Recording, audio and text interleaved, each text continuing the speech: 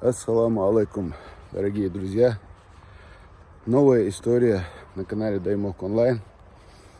Если история вам покажется полезной и интересной, как и мне, прошу поддержать это видео, написать комментарий и поделиться видео с друзьями.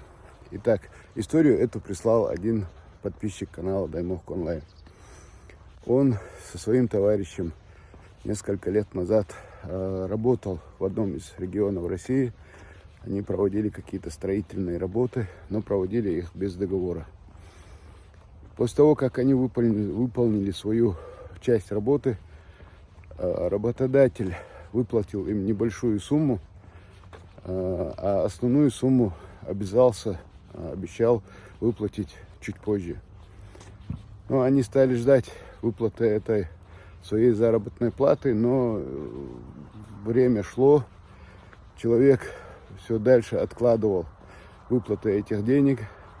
Уже прошло несколько месяцев, а им пришлось уехать, вернуться. Потом они не раз связывались с этим человеком и просили, требовали у него свои деньги.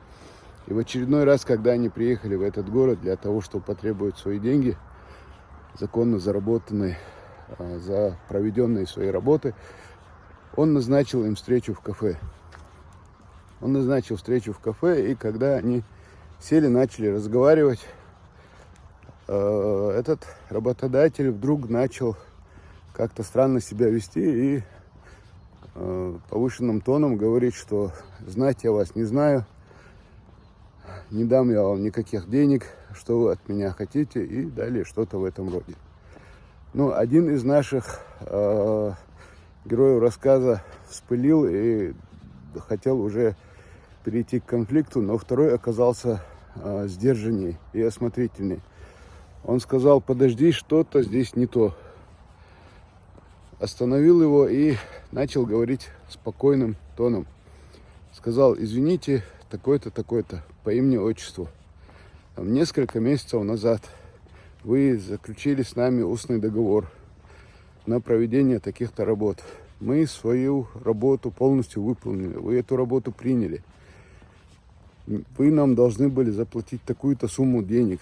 Но вы заплатили только небольшую часть, вот столько-то, и обещали остальные деньги нам выплатить там в течение недели. Но уже прошло несколько месяцев. Мы не первый раз уже приезжаем за своими деньгами, а теперь вы вдруг выдаете такое, что никто вам ничего не должен, как будто мы у вас просим какие-то чужие деньги. Мы просим свои законно заработанные деньги. И будьте добры нам их выплатить. Если же вы будете вот так вот отказываться, то мы обратимся в суд и найдем возможность доказать, что мы эти работы проводили. Есть много людей, которые нас там видели. В этот момент подписчик нас рассказывает, что из-за соседнего столика встают несколько человек, подходят и обращаются к этому работодателю. Ах же ты, такой-сякой нехороший человек. Я скажу так образно, но вряд ли они говорили такими словами. Деньги, говоришь, у тебя вымогают. Чеченцы деньги, говоришь, у тебя вымогают.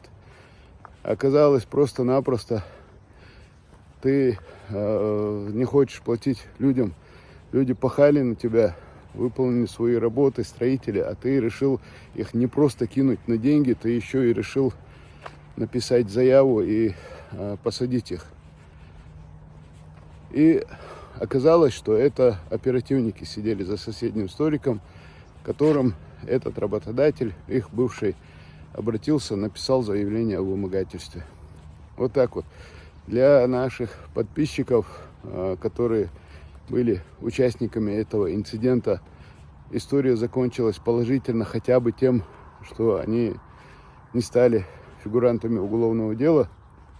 Я не знаю, как это закончилось для так называемого работодателя, но история сама очень поучительная. Всевышний их уберег, и им очень сильно повезло, что вот так вот все закончилось. Тем более, что сидевшие за соседним столиком люди поступили честно. Поэтому это небольшой урок тем, кто попадает в такие ситуации. не конфликтуйте. Будьте готовы к тому, что, возвращая свои кровно заработанные деньги, если работодатель как-то странно себя ведет, что это может оказаться так называемая подстава.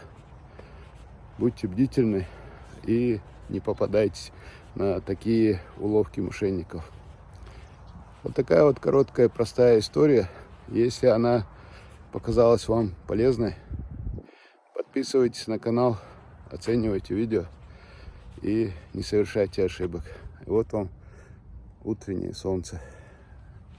Сейчас 7 час утра. Ассаламу алейкум.